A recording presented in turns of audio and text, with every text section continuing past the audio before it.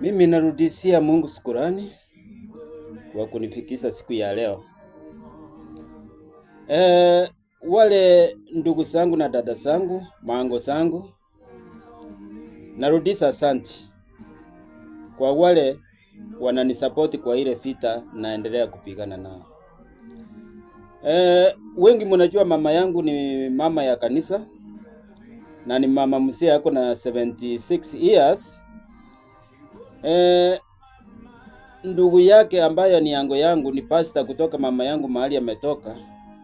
Pastor anasema asante sana kwa ile msaada ulionipa, na anaomba pastor kwa ile maombi unaendelea kuomba.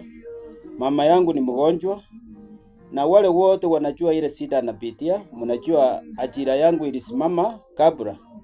Kuna watu nilikuwa nasaidia na sasa hawapati msaada.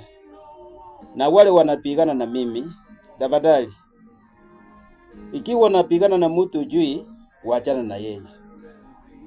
Mimi nawaomba tu. Nashukuru kanisa yangu kwa ile maombi mnaendelea kunifanyia. Na mimi siwezi kuangusha. Hii ni Biblia nimeshika, naendelea kuwaombea sana. Vita bado naendelea kupigana, lakini Mungu ndiye atajua mwisho wake. Asanteni sana.